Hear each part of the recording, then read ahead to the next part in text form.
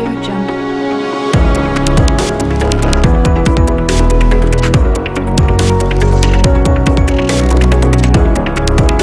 Audio Jungle.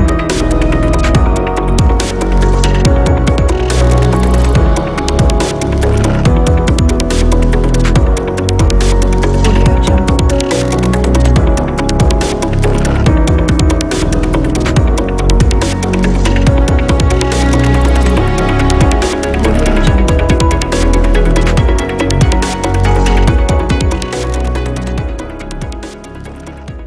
Bienvenidos a El Búho, entrevistas y opiniones. Esta noche tenemos a el hermano Santiago Otero, autor del libro Gerardi, Memoria Viva, en conmemoración de los 24 años del asesinato de Monseñor Juan Gerardi. Hermano, bienvenido al Búho. Muchas gracias, Patricia, y don Byron, muchas gracias también a usted. Bienvenido, Qué gusto conocerlo. Santiago. Es un gusto para nosotros tenerlo aquí en este programa que recién iniciamos, porque es un programa nuevo de entrevistas y de opiniones que vamos a tenerlo a nivel nacional, en empresas de cable y en las redes sociales.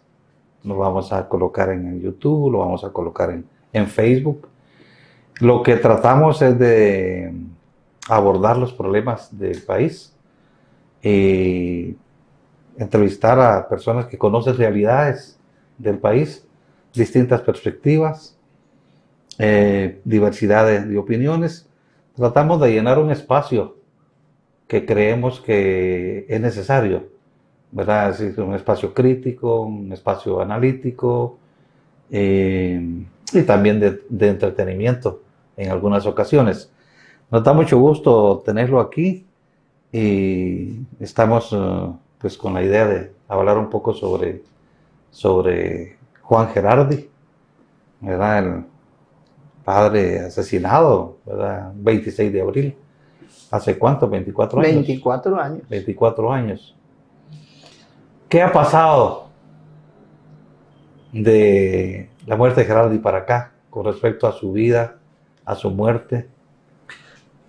Pues yo creo que yo me he dedicado más al trabajo sobre su vida, ¿verdad? Ciertamente que la muerte para nosotros fue un golpe muy trágico. Yo creo que para la mayoría de la sociedad guatemalteca fue un golpe trágico.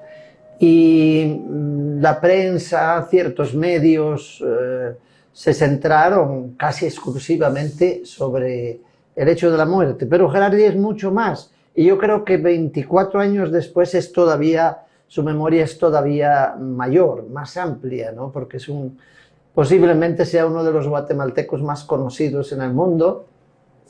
Y su legado y su memoria creo que cada vez adquieren mayor fuerza, a pesar de que no solamente quisieron asesinarlo como a cualquiera que hoy día vemos tantos crueles asesinatos en Guatemala, sino también pues liquidar su memoria, ¿verdad? Sin embargo, su memoria persiste. Santiago, usted fue biógrafo de Monseñor Gerardi. El libro que usted escribió cuenta una parte que muchos de nosotros los guatemaltecos no conocemos. Y empieza desde la niñez, desde la llegada de sus padres, desde sus abuelos, ¿verdad? Que vinieron desde Italia. ¿Nos podría usted contar un poco más para que vayamos conociendo al ser humano? Sí, yo creo que es importante conocer al ser humano. Juan Gerardi Conedera era hijo de Benito Gerardi y de Laura Conedera, que a su vez el papá, don Benito, era hijo de Domenico Girardi. Él fue el que vino de Italia allá por el año 1890 o 79, una cosa así, ¿verdad? O sea, Gerardi ya nace en Guatemala en el año 1922.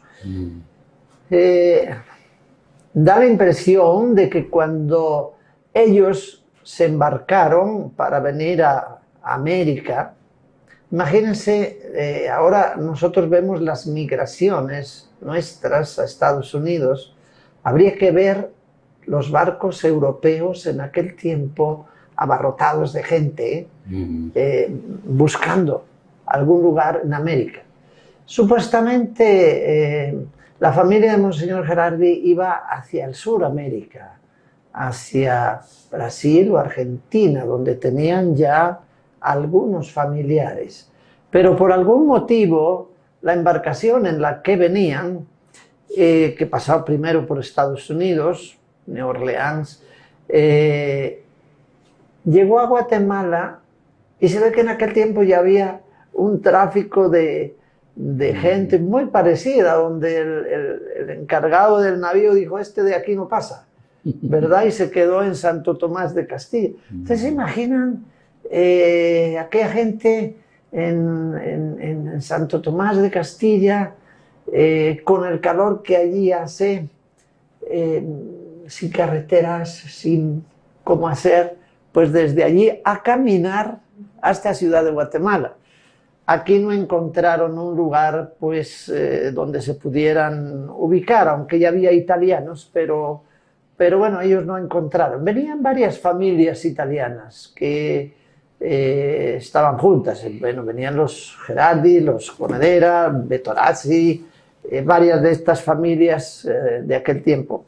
Y bueno, la familia de Domenico fueron a parar a Santa Rosa un tiempo, ¿verdad? Y de ahí vinieron a establecerse y se establecen en la tercera calle, que le llamaban la calle de las Tunches, como a cuadra y media, 2 cuadras de la esquina noroeste del Fuerte Matamoros. Ahí. Y ahí poco a poco lograron establecerse en esa zona, que era poco habitada en ese momento, de la zona 1, y crearon unas huertas para producir hortalizas. Ese fue un poquito, digamos, el origen de esta familia italiana. Recuerden que el tren del Atlántico se inauguró a finales del siglo XIX, y una de las características de esta familia, primera de Monseñor Gerardi, antes casi de que Monseñor Gerardi hubiera nacido, pues producían hortalizas que mandaban en tren a la United Fruit Company, a Bananera, ¿verdad? Era una forma también de surtir a los, digamos, a las familias que dirigían la bananera o a los sectores pudientes que dirigían la bananera. Sí, ese es un poquito como el origen primero. Después, lógicamente, ya se dedicaron también a distintos mercados aquí en la ciudad capital, ¿verdad? Por tanto, familia Gerardi, zona 1, el Cerro del Carmen, el ferrocarril, pues tienen como mucha unión, familia de Miguel Ángel Asturias, familias de otra serie de personajes de este país también. Sí, por supuesto. ¿Y los estudios, la formación inicial Bueno, de él? la formación primera la realizó en el Asilo Santa María.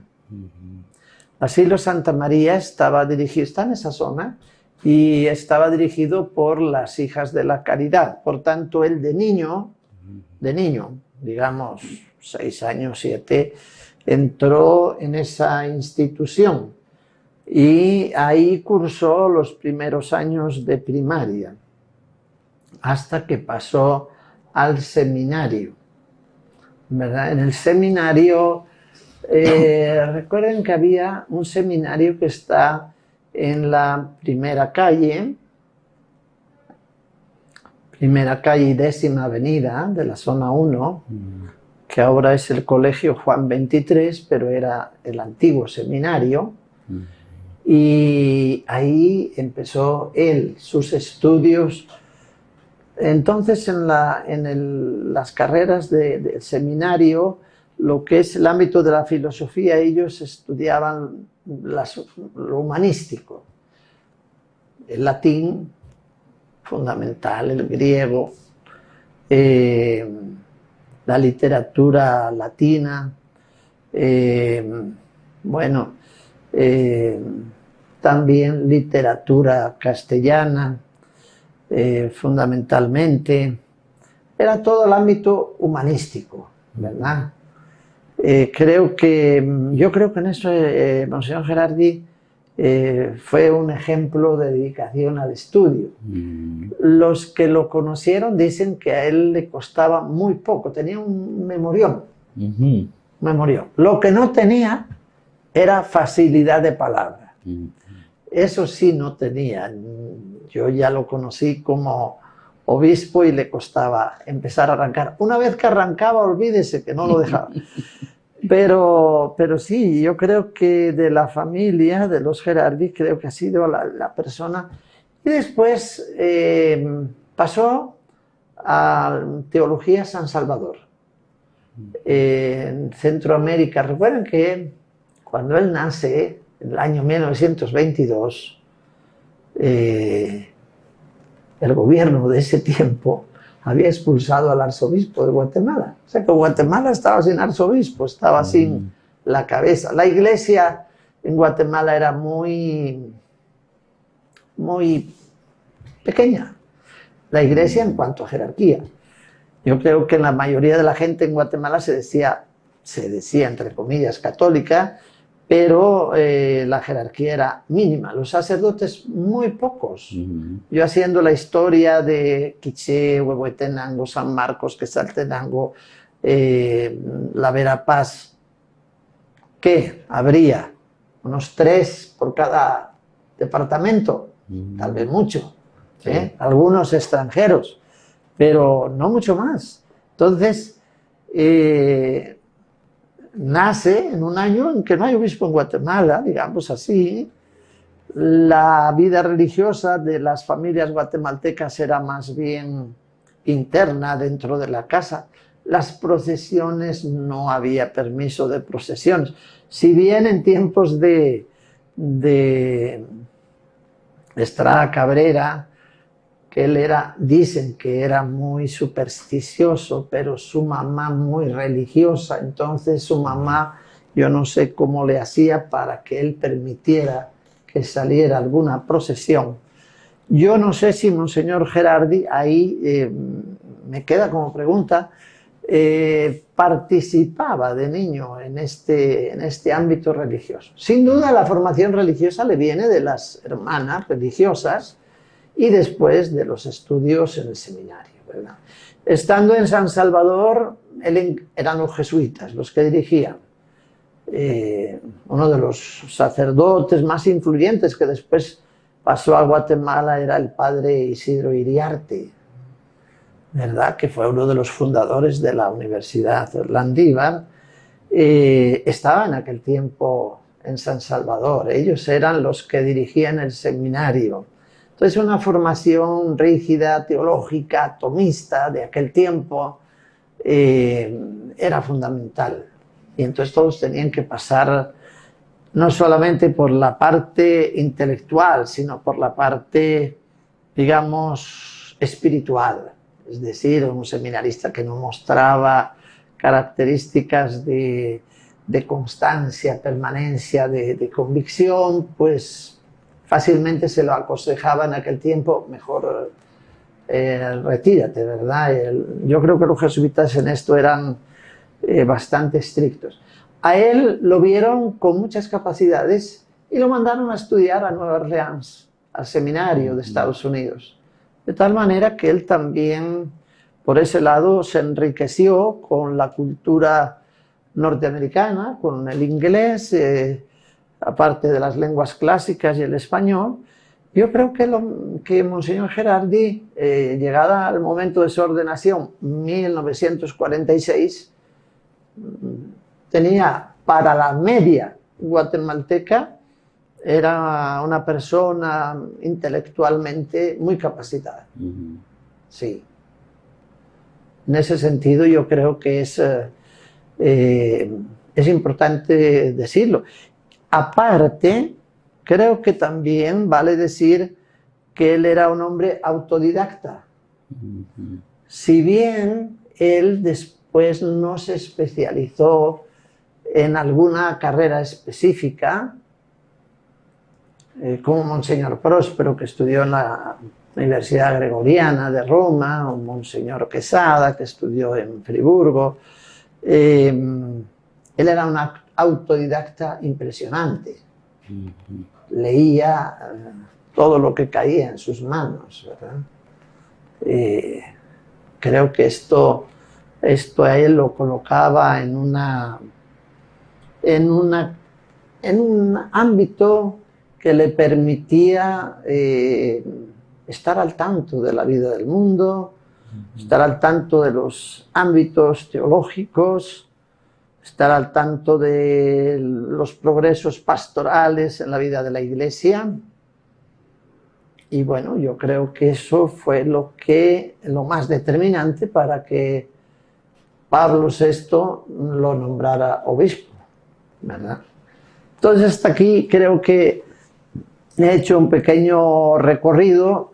No sé, quedan muchas preguntas, pero en el libro Gerardi Memoria Viva especifico algunas cosas más, ¿verdad? Y creo que son detalles que para la vida de un joven de aquel tiempo, que le gustaba por otra parte la música, el teatro, el deporte,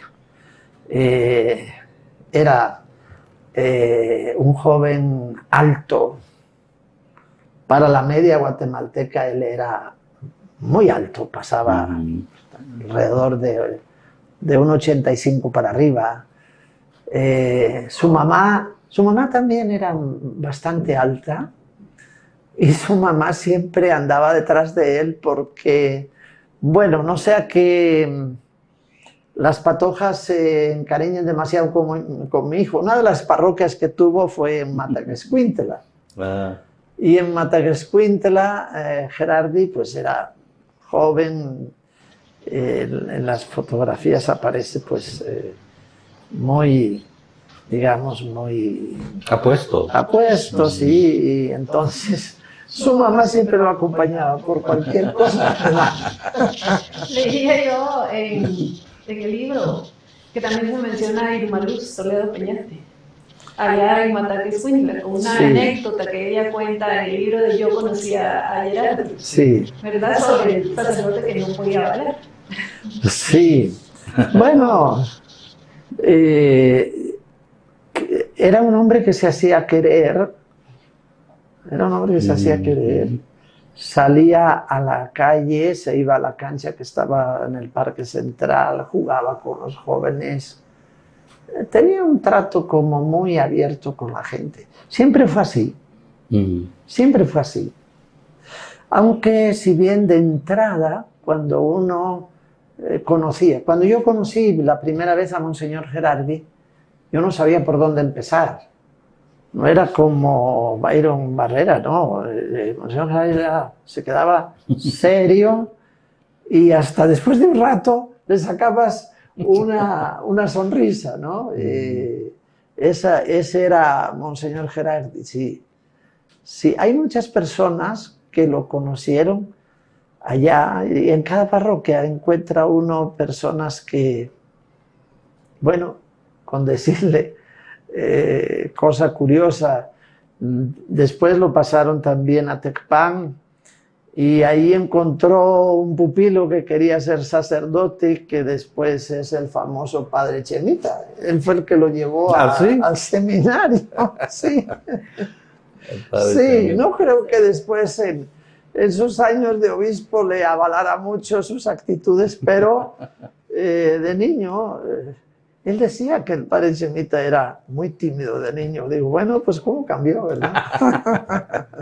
Hace poco estábamos hablando de padre Chemita, precisamente, porque yo trabajé en un programa de televisión, Estudio Abierto se llamaba, y nosotros cuando no teníamos a quién entrevistar, llamábamos al padre Chemita y él inmediatamente llegaba al programa y siempre subía el rating del programa porque él hablaba mucho y hablaba de todo también. Sí, sí. Padre Chemita. Pues bueno, los sacerdotes en Guatemala son una parte activa del país. Ahora sí, Mm. ahora sí, es una parte muy activa y muy propositiva también. Sí, muy propositiva y yo conozco a algunos de ellos. Bueno, uno de los más conocidos ahora es Ramazzini, ¿verdad? Bueno, él es el cardenal, nada menos. Es ¿verdad? cardenal, Cardenal. exactamente, sí. Y bueno, ¿por qué impactó tanto la muerte de Gerardi?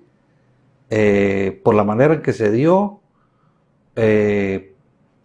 por la trascendencia, digamos, del testimonio que él había, en el que él había participado, su proyecto de la memoria histórica, impactó mucho y hasta la fecha, como decíamos hace un momento, la trascendencia, digamos, de lo que sucedió con Gerardi sigue teniendo,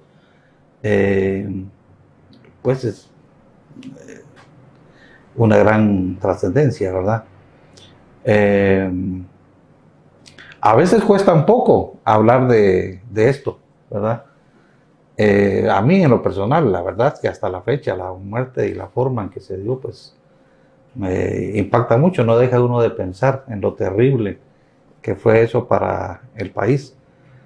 Pero ocurrió, como ocurrieron tantas otras muertes también, incluso de sacerdotes, Sí. ¿verdad? Durante el conflicto interno. Dos aspectos yo señalaría. Uno, yo no me he centrado tanto en la investigación sobre los hechos que rodearon la muerte, me he fijado mucho en su vida.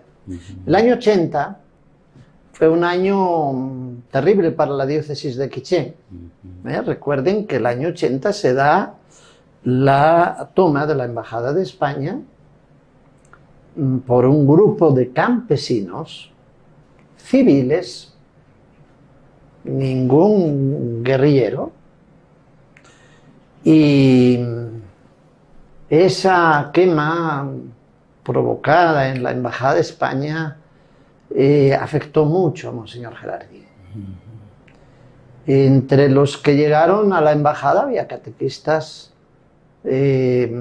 muy serios. No se llegó a la Embajada de España como primera opción. No fue tampoco que el embajador español fuera a traer campesinos para vénganse aquí a la embajada, tampoco fue eso. Fíjense bien que nadie habla de un hecho muy interesante, que es en diciembre del año 79 a Monseñor Gerardi lo visita el arzobispo de Oviedo, Monseñor Don Gavino Díaz Merchán. Don Gavino Díaz Merchán con el cardenal Tarancón, Vicente Enrique Tarancón, son los dos grandes obispos españoles que trazan la transición del régimen de Franco al régimen democrático, ¿verdad? Frente a otro sector de Iglesia que tenía sus distintos pareceres, ¿verdad?, sobre el régimen anterior. Esto ya es algo. Nadie dice nada de esta visita. Todo el mundo se centra en el embajador. Sin embargo, cuando después de visitar Quiché, porque este obispo tenía 4 sacerdotes que le había cedido a Monseñor Gerardi, es decir, cedido quiere decir que le da un grupo de sacerdotes temporalmente, hacen un convenio. Y entonces él viene a verlos.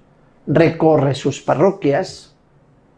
Sus parroquias eran Cunen, Uspantán, Chicamán. Esa era la región. Y cabalmente de esa región, aunque podemos también señalar algunos campesinos de la parte de Chajul, o Cotzal, pero de esa región fundamentalmente eran los afectados por los conflictos de tierra que después van a manifestar en la Embajada de España. Pero don Gabino Díaz Merchán, antes de salir para España, después de ver la realidad del quiché, dice: yo tengo que hablar con el cardenal de Guatemala. En aquel momento él era el cardenal Mario Casariego. Y él llegó, pidió una audiencia con el cardenal Mario Casariego, por supuesto que se la concedió, y le habló: mire, señor cardenal, lo que está pasando en Quiché, independientemente de otras cosas, a mí me parece que es una violación total a los derechos humanos y los campesinos viven en una situación de esclavitud inimaginable. Eso dicho por un obispo que llega a ver a sus sacerdotes y se lo dice al señor cardenal. Yo no tengo, lógicamente, el juicio del señor cardenal, pero sí fui a ver a don Gabino Díaz Merchán, a Oviedo, para hablar de estos temas y escribir. Entonces, de él sí tengo el parecer, ¿no? Esto para él fue importantísimo. Al mes siguiente hay una visita del embajador a digamos, a los españoles que estaban trabajando allá. Eran la mayoría de los sacerdotes. Fíjense bien que la mayoría de los sacerdotes que trabajaban en Quiché eran de nacionalidad española, identificados con la causa del pueblo maya, quiché, ixil, quechí, pues de corazón. Sin embargo, habían nacido en España. Y algunos eran, como Juan Alonso, de una mentalidad franquista evidente. Sin embargo, lo van a matar como un comunista, sí, claro, rematado, ¿verdad? Entonces, este hecho yo sí lo quiero señalar, porque aquí es donde Monseñor Gerardi se empieza a ver. Ya antes, pero aquí fundamentalmente. Otro punto de este primer apartado: Monseñor Gerardi es el único obispo de Guatemala que fue 3 veces, en 3 momentos distintos, presidente de la Conferencia Episcopal. Este no es un cargo que ningún otro obispo lo ha tenido. Ningún otro obispo. Este es un punto importante.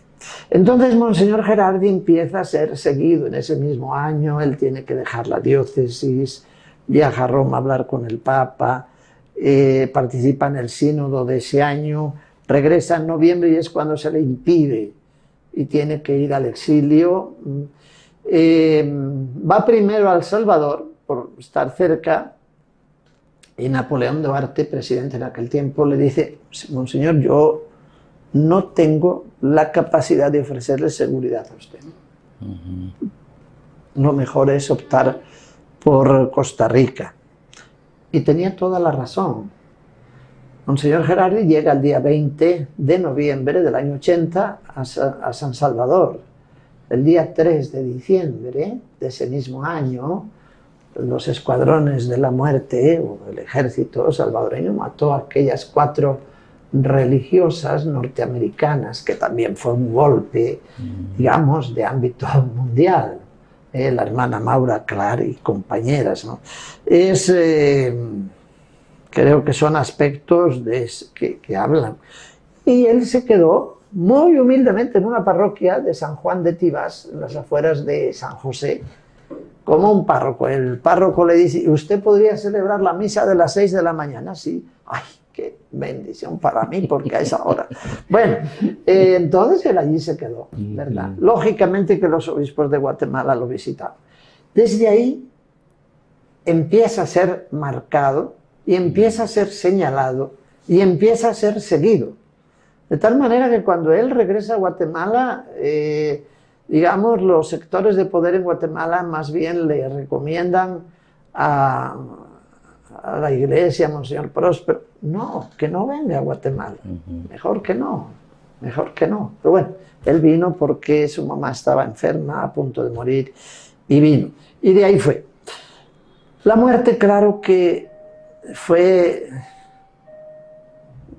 inesperada, aunque él siempre decía a los que dirigían el proyecto REMI, dice, yo estoy aquí para protegerlos a ustedes, para que a ustedes no les pase nada en este trabajo de investigación. Yo me encontraba entonces en Quiché y ciertamente yo creo que pudimos hacer un trabajo bastante bueno, aunque no se habían firmado los acuerdos de paz, pero fue un trabajo bastante bueno. En sectores de Quiché pues había posicionamientos de tipo militar tanto del ejército como del EGP bastante fuertes, ¿no? Eso en Quiché. Pero él, como les había dicho, no quiso ir a Quiché hasta el año 1997, un año anterior de su muerte. Monseñor Gerardi, yo creo que, desde mi punto de vista,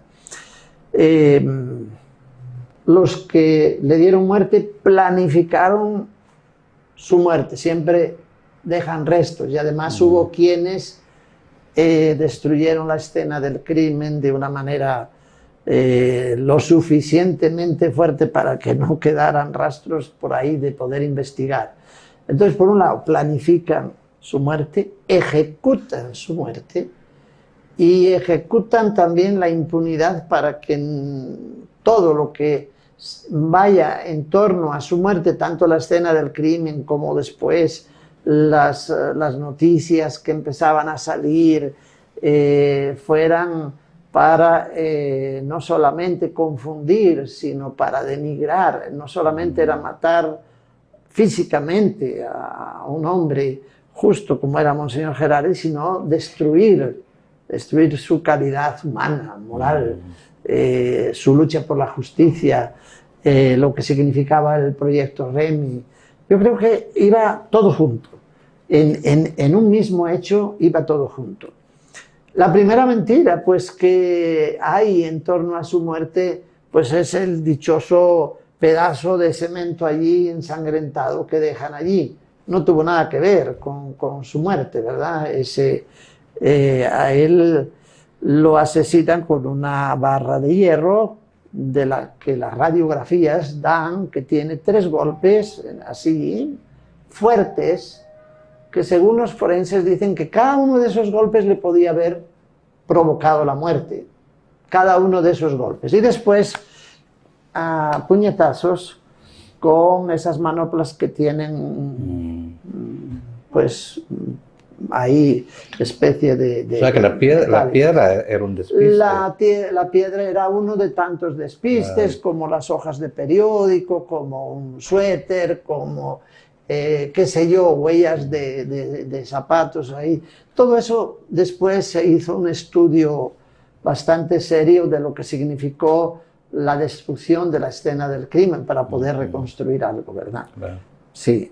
Entonces son 2 cosas muy distintas. Yo creo que por eso es una, porque Monseñor Gerardi era suficientemente conocido. Recordar que en el sínodo del año 74, no el del 80, cuando él tuvo que ir por necesidad, ahí se tuvo que ver y encontrar ya con el que luego iba a ser papa, Karol Wojtyła, ¿verdad? Que en ese momento era el coordinador del sínodo, y Monseñor Gerardi era uno de los coordinadores de lengua española para América Latina, o sea que tuvo un contacto con él. La primera visita del Papa Juan Pablo II a Centroamérica, pues lo reconoció entre los obispos inmediatamente cuando bajó del avión. Gerardi, ¿qué tal? ¿Verdad? Además que, pues, lo había tenido que visitar, por supuesto. Santiago, el trabajo que hizo Monseñor Gerardi al inicio de su sacerdocio fue casi, no casi, sino que fue todo en parroquias rurales. ¿Cómo marcó esto a Monseñor? Usted que tuvo la oportunidad de conversar con él y conocer de primera mano su historia. He conversado con él y con sus familiares, sobre todo con sus amigos. Monseñor Flores. Eran personas que no tenían miedo el recorrer los caminos polvorientos de la gente humilde y sencilla, el sentarse a tomar un café en sus casas y charlar como cualquier otra persona. Les dedicaba tiempo, no tenía problemas en quitarse el cuello afiladito de los curas coquetos y llevar una blusa porque hace calor, e ir sudado y bueno, yo creo que en este sentido Monseñor Gerardi era muy de pueblo, muy de pueblo, es decir, lograba una encarnación. Digamos que Santiago Mataquescuintla, así se llama el pueblo, es un pueblo más de ladinos, se sintió muy bien. Después Palencia es un pueblo muy similar. En Chimaltenango, los distintos pueblos que recorrió, y ahí encuentra, digamos, los pueblos mayas, cachiqueles, yo creo que también, y él logra una empatía y una cercanía con la gente que fue parte importante de la identificación, no solamente con la vida de la gente, sino con sus reivindicaciones, sus derechos. Le dolía ver a los grandes camiones llenos de gente que bajaban a la costa. Yo también lo vi. Y también pude ver cómo los comisionados militares agarraban a los jóvenes así, corriendo por las calles detrás de ellos, jóvenes como... y meterlos a los camiones. Eso a Monseñor Gerardi le dolía también, ¿verdad? Son aspectos, no digamos después cuando él llega a Cobán, el mundo quechí es muy querendón, yo creo que fue muy bien recibido en Cobán. Intentó hablar la lengua, porque en Cobán todo el mundo habla el quechí, ¿verdad? Y tiene ahí sus escritos en quechí, pero fue un tiempo relativamente corto, como corto fue el tiempo después que cuando lo pasaron a quiché. Y en quiché iba para solucionar un problema, porque el obispo anterior se había enamorado, había renunciado. Era un problema, un poco de escándalo, ¿verdad? Bueno, ¿a quién se va a mandar? Bueno, se va a mandar pues, a un obispo que es nada menos que el presidente de la conferencia episcopal. Se le manda él a quiché. Algunos pueden pensar que a quiché llegó porque él iba a resolver problemas políticos, sociales. No, él iba a resolver un problema de iglesia muy complicado, ¿verdad? Entonces, esos puntos, claro, después aparecen los verdaderos problemas, ¿no? Que son los problemas sociales de la vida de la gente, y los problemas también políticos, y los problemas económicos, ¿verdad? Y eso a él también le... Y después los de la violencia, las desapariciones, qué sé yo. Sí. Siempre se pensó que, digamos, tal vez sea un poco duro, pero siempre se pensó que iban a matarlo, ¿verdad? En algún momento, ¿verdad? Sí, eso es cierto.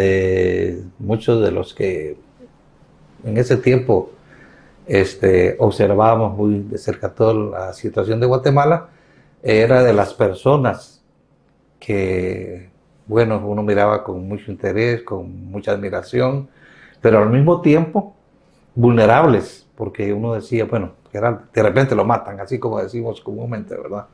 De repente lo matan. Como mucha gente que, bueno, de alguna manera también, pues fue, digamos, asumiendo un compromiso por la misma realidad, pues porque si uno no conoce la realidad, la vida del campo, cómo vive el pobre, cómo vive el campesino, el indígena, difícilmente uno cambia su percepción de las cosas. Pero en aquellos tiempos, sobre todo, tener esas convicciones pues eran muy peligrosas, incluso como el caso del padre Alonso que usted decía, pues que eran muy conservador, pero que era visto como comunista. Y esa realidad pues ha cambiado, pero probablemente no tanto. Es decir, todavía hay una tendencia muy fuerte a ver en toda aquella persona que lucha por mejorar las condiciones de vida de la población a un comunista. Sí. ¿Verdad? Y uno pensaba, bueno, Gerardi tiene un compromiso, es un sacerdote valiente, conoce la realidad, expresa su preocupación por esa realidad, pero pues cuando vinieron los acuerdos de paz, uno pensaba que eso ya no era posible, pues que sucediera, ¿verdad? Sí. Y por eso creo yo que impactó tanto también, pues por el momento. Sí, Monseñor Juan Gerardi fue el primer obispo que acudió a la Comisión de Derechos Humanos de las Naciones Unidas en Ginebra a denunciar las violaciones del gobierno, del ejército de Guatemala en esa sede. Eso también le atrajo a él miradas inquisitivas y no se atenían a la verdad de lo que él denunciaba, que sería lo importante para poner remedio, sino al hecho de que lo habían denunciado y por qué tiene que denunciar.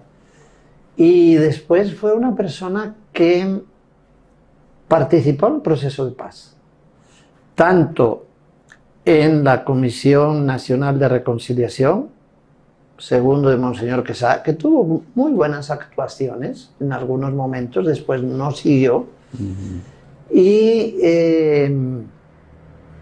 yo creo que lo más importante es cuando el acuerdo sobre el esclarecimiento histórico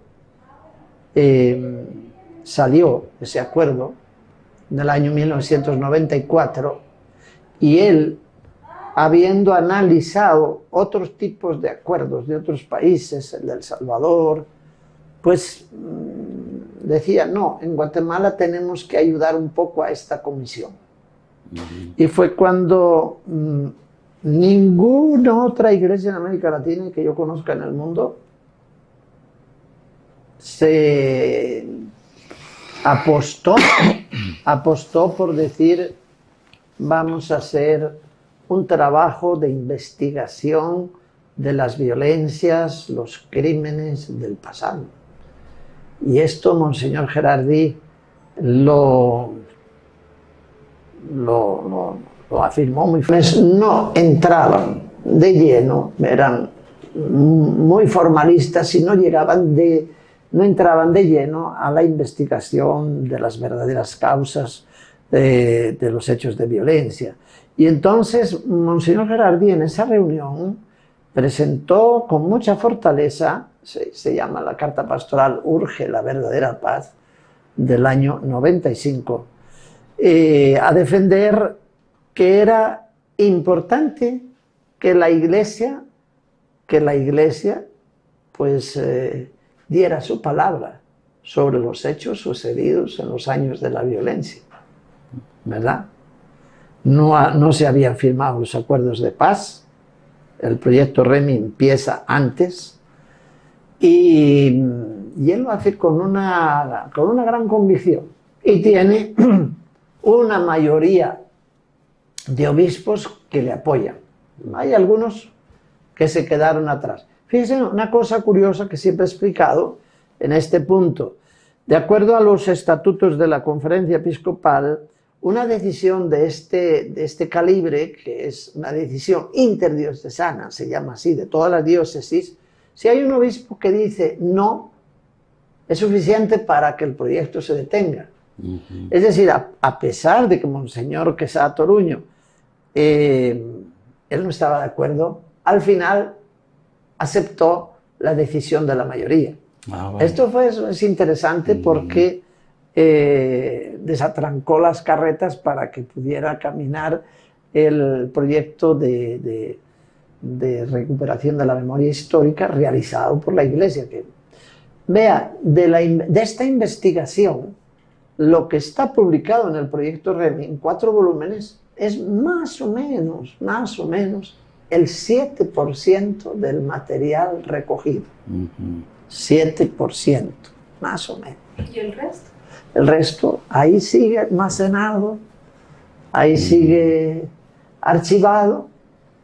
Yo entiendo que hay un proyecto para digitalizar todo eso. Hay algunas cosas ya las han tenido que digitalizar, todo lo que es de cassette, de grabación, hay que hacerlo porque todo ese material no sé, le entra un moho que los puede... Sí, pero lo escrito también, ¿verdad? Y cosas parecidas. Pero quiere decir que hay todavía un gran trabajo por hacer, ¿no? Lo mismo pasó con la Comisión del Esclarecimiento Histórico. No quiere decir que los 12 volúmenes significaran todo lo que se recogió. Por ejemplo, el informe, creo que uno de los mejores informes que se hizo por la Comisión de Esclarecimiento Histórico, no por el REMI, fue el relativo a la región de Nevaj. Nevaj, Kotzal, Chajul. Sin embargo, no se publicó como un documento aparte y todo ese archivo de la Comisión del Esclarecimiento Histórico está en Nueva York. Si se quiere consultar hay que ir a Nueva York, no sé con qué permisos. En cambio, el del proyecto REMI está en el arzobispado. Sí, no todo se conoce porque, bueno, hay muchas cosas todavía que están, no sé, guardadas, como por ejemplo los archivos que están en una universidad suiza, me parece, que son archivos sobre violaciones de los derechos humanos que parece que fueron resguardadas ahí porque es el único lugar seguro que encontraron para que se guardaran ahí, pero yo creo que hay mucha información todavía sobre el conflicto interno, sobre violaciones a los derechos humanos que todavía son desconocidas. Hay muchos testimonios, por supuesto. Yo los archivos de la Comisión de Esclarecimiento Histórico que tengo, que son los volúmenes como que están en una especie como de mecanografiados, que se hizo una edición de eso, que son como de este tamaño, son un montón de volúmenes. Son 12 volúmenes. 12 volúmenes, ¿verdad? Sí. Es bastante. Es bastante. Es bastante, pero aún es poco. Falta Aún más. es poco porque la mayoría de la gente en esos años tenía miedo a hablar y tiene miedo a hablar. Ahora, el problema es de que, por ejemplo, los jóvenes hoy, bueno, ¿cuánto hace que terminó el conflicto armado? Casi 25 años. Sí. No conocen lo que pasó y ese es el gran peligro, de que la generación actual no sepa lo que pasó durante el enfrentamiento armado y por lo tanto las nuevas generaciones se exponen a una repetición de lo que pasó porque no conocen las atrocidades, todo lo que se da. Mucha gente del área urbana, del área rural, ya no conocen. Sin embargo, he consultando archivos de universidades como la Universidad San Carlos, la Universidad Landívar, algunas otras, se ven bastantes tesis que aportan nuevos elementos sobre algún problema específico del conflicto armado. Yo creo también en los últimos años hemos visto algunos militares escribiendo sobre, al fin se decidieron, algunos no con buena suerte, digamos suerte en su capacidad de poder analizar, todo el entorno, pero ya es un avance, ¿no? Yo creo que también eso es un avance en este trabajo. Últimamente he podido leer con mucha satisfacción un libro que tiene que ver con el conflicto armado pero pareciera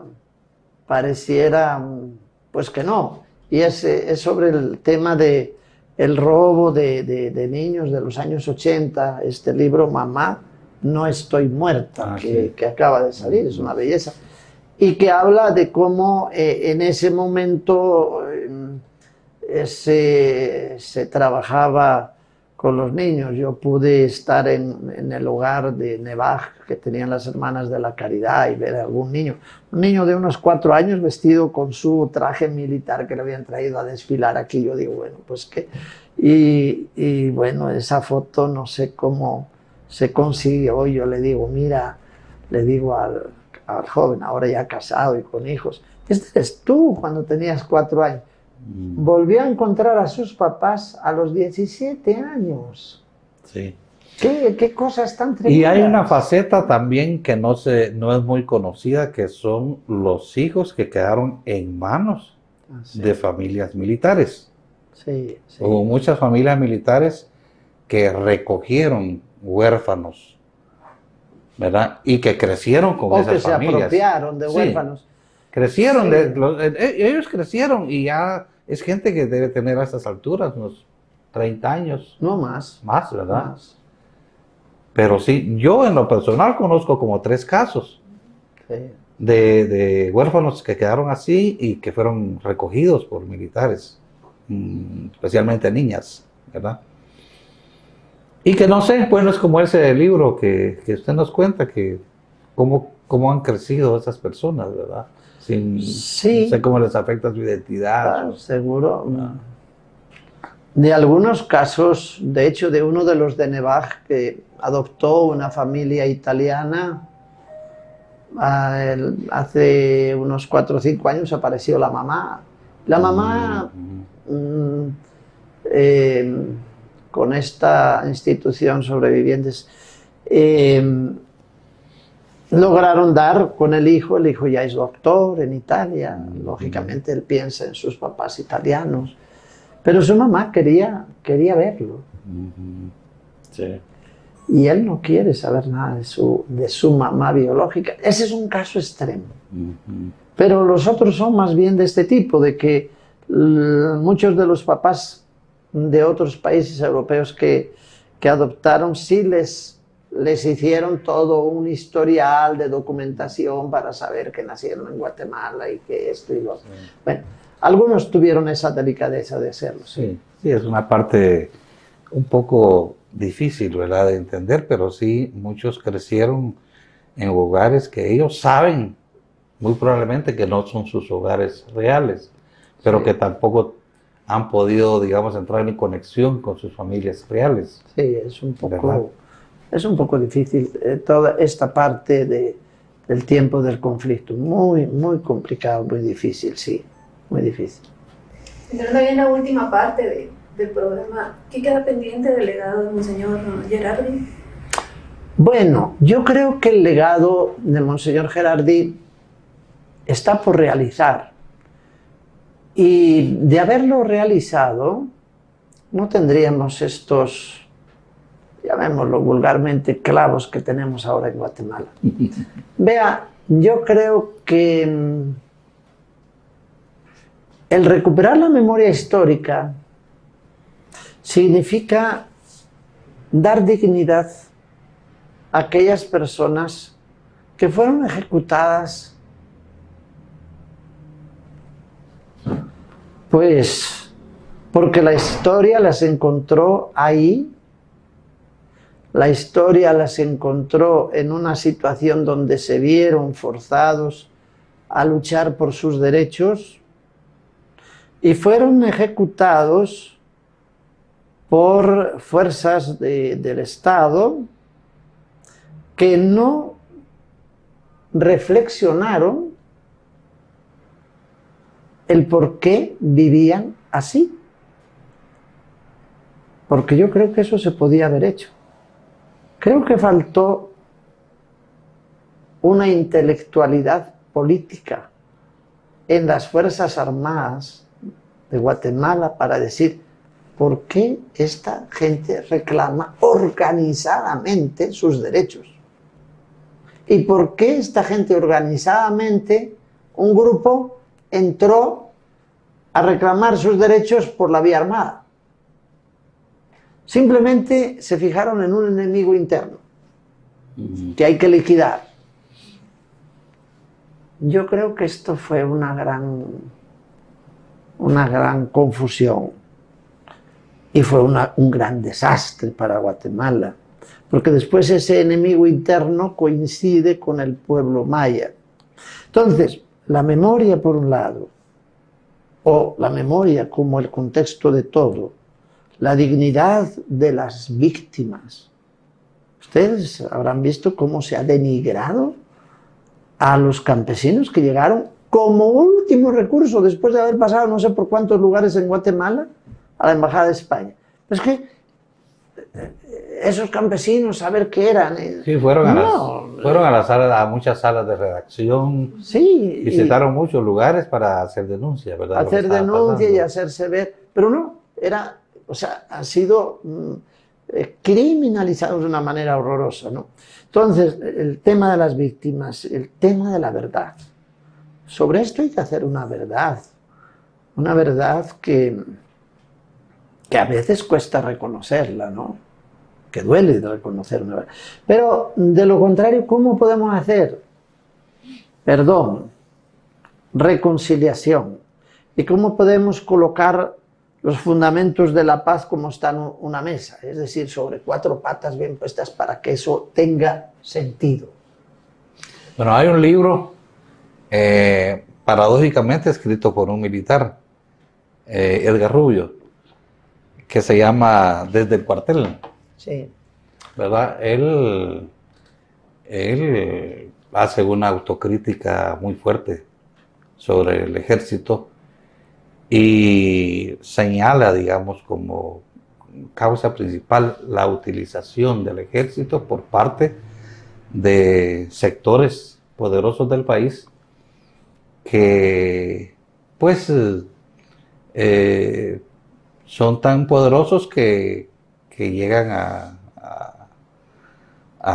digamos, a usar como el conflicto interno como una manera de preservar sus intereses, sus privilegios.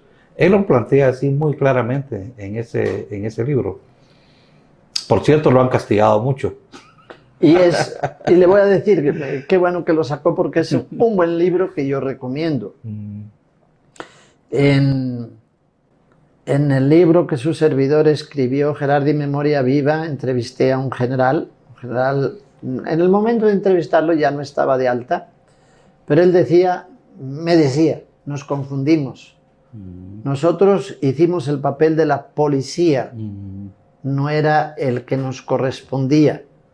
Lo que venía a decir que la empresa privada, como usted dice, la gran empresa privada, fue un actor importantísimo de la guerra interna, y yo creo que hubo un plan en tiempos de Lucas García, el plan de los 1000 días, elaborado por sectores empresariales o sector agrícola, no sé, pero que daba como pautas para el ejército. Lo que viene a decir Rubio es que necesitamos un Arbenz pronto, ¿no? Sí. Es lo que viene a decir. Ahora, yo diría que yo lo recomendaría ese libro en la universidad. ¿Lo recomendaría? Sí, lo recomendaría. Digo, lean ese libro, porque yo creo que les puede dar ideas. Yo creo que los jóvenes tienen derecho a conocer, sí, y tienen derecho a dialogar.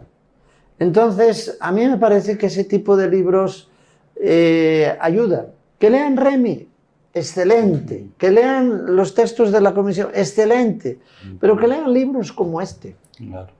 Otra cosa es que el ejército no esté preparado, y no lo está, para recibir esa autocrítica propia y de los demás. Sí. Y la empresa privada menos, ¿eh? O sea, en este momento yo creo que hay sectores de la empresa privada que se han colocado muy recalcitrantes. Pienso que hay sectores del ejército mucho más avanzados en democracia. Sí. Pues hay cosas peores, como el hecho de que muchos hijos de familias poderosas siguen pensando peor que sus padres o que sus abuelos. Es posible, no sé. Bueno, Santiago, muchas gracias. Estamos finalizando ya el programa. Yo aquí creo que tenía una frase que quiero leerles porque primero sería bueno leer el discurso final de la presentación de Remy de Monseñor Gerardi. Era un discurso muy valioso y a lo mejor imprimirlo para que la gente lo leyera y lo releyera y ver las motivaciones que él tenía para hacer lo que hizo. Pero en ese discurso él tiene una frase que es así, mire, dice: años de terror y muerte han desplazado y reducido al miedo y al silencio a la mayoría de los guatemaltecos. La verdad es la palabra primera, dice él. La acción seria y madura que nos posibilita romper ese ciclo de violencia y muerte y abrirnos a un futuro de esperanza y de luz para todos. Y tiene mucha vigencia. Pues yo digo que el legado de Monseñor Gerardi sigue vigente y sigue pisoteado. Claro. Bueno, pues muchas gracias. Gracias a ustedes por este momento también de recordar a Monseñor Gerardi. Quiero recordar a Margarita Carrera, que se enamoró de él también, ¿verdad? Una gran mujer. Sí, sí, claro. Pues muchas gracias. Gracias, Patricia. Muchas gracias, Samuel. Muchas gracias, Santiago. Y estamos a la orden por acá. Muchas gracias a ustedes y qué bueno. Nos veremos.